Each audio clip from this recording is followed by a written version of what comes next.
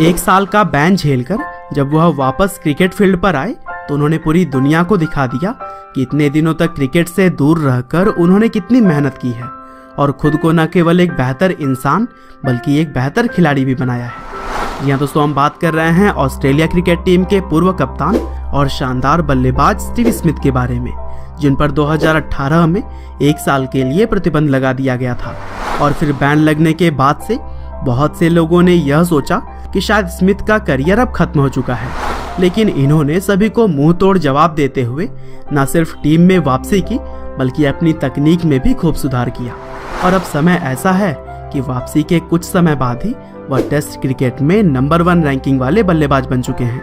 तो दोस्तों, आज की इस वीडियो में भी हम जानेंगे स्टीव स्मिथ के शुरू से लेकर अब तक के करियर के बारे में कि किस तरह से विपरीत हालातों के बावजूद भी अपनी प्रतिभा के दम पर वह इस मुकाम तक पहुंचने में कामयाब रहे। तो दोस्तों, इस कहानी की शुरुआत होती है 2 जून 1989 से, जब सिडनी के कोगराह में स्टीव स्मिथ का जन्म हुआ। उनके पिता का नाम पीटर स्मिथ है, जो कि बतौर केमिस्ट काम किया करते थे। वहीं उनकी मां का नाम गिलियन है।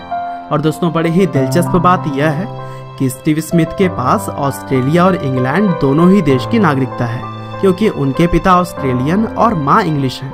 और दोस्तों, शुरू से ही स्मिथ को क्रिकेट का काफी शौक था, क्योंकि ऑस्ट्रेलिया के अंदर भी इस खेल को खूब प्यार दिया जाता है। और फिर इसी तरह से मेनाई हाई स्कूल से अपनी शुरुआती पढ़ाई करने के साथ ही उन्होंने क्रिकेट को एज अ करियर देखना शुरू कर दिया था।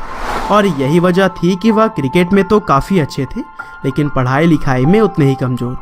और इसीलिए स्कूलिंग के बाद से ही स्टीव स्मिथ ने पढ़ाई छोड़ने का फैसला कर लिया। और दोस्तों, जैसा कि मैंने आपको पहले ही बताया था कि स्मिथ के पास दोहरी नागरिकता थी, जिसकी वजह से वह 17 साल की उम्र में इंग्लैंड चले गए और वहां जाकर उन्होंने local cricket club Sevenoaks Vine join कर ली।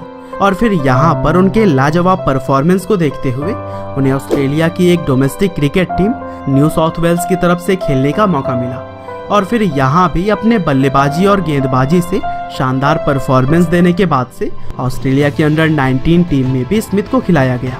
और इस टीम में उनका सिलेक्शन मुख्य रूप से एक लेग स्पिनर के तौर पर किया गया था, जो कि लोअर ऑर्डर में बैटिंग भी कर सकता था।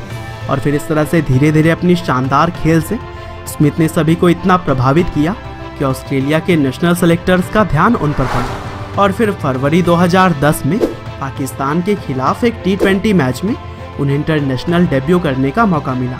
और फिर इसी महीने के ही 19 तारीख को वेस्ट इंडीज़ के खिलाफ स्मिथ ने अपने इंटरनेशनल वनडे मैच की भी शुरुआत कर दी। और फिर उनके शानदार खेल को देखते हुए उन्हें 2010 के T20 वर्ल्ड कप में भी ऑस्ट्रेलिया क्रिकेट टीम का हिस्सा बनाया गया।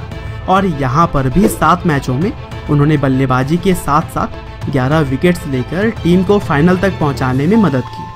और इस तरह से स्टीव स्मिथ ने यह साबित किया कि बल्लेबाजी, गेंदबाजी या फिर फील्डिंग, हर क्षेत्र में ही वह शानदार खेल दिखा सकते हैं।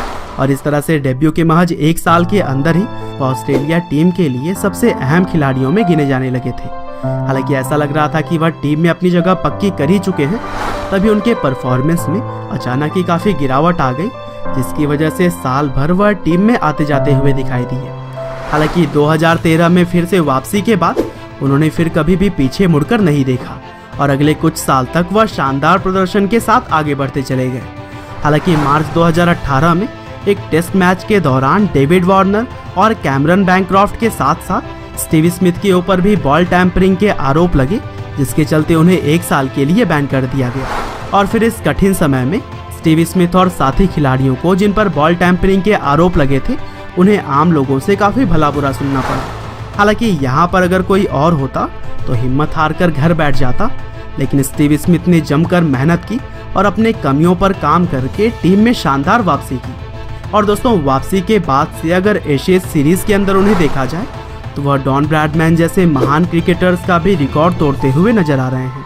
और कुछ मैचों में ही वह विराट कोहली जैसे बल्लेबाज को भी पीछे छोड़कर ICC टेस्ट रैंकिंग में नंबर 1 पर पहुंच चुके हैं। बहरहाल दोस्तों, अंत में बस मैं यही कहना चाहता हूं कि स्टीव स्मिथ के जीवन से हमें यह जरूर सीख लेनी चाहिए कि जिंदगी में मुश्किलें तो आती रहेंगी, लेकिन आगे की सफलता इस बात पर निर्भर करती है कि उन मुश्किल दिनों में हम हार कर बैठ गए या फिर खुद को बेहतर बनाने का काम किया। उम्मीद करते हैं कि वर्ल्ड क्रिकेट के सबसे बेहतरीन खिलाड़ियों में से एक स्टीव स्मिथ की यह कहानी आपको जरूर ही पसंद आई होगी। आपका बहुमूल्य समय देने के लिए बहुत बहुत धन्यवाद।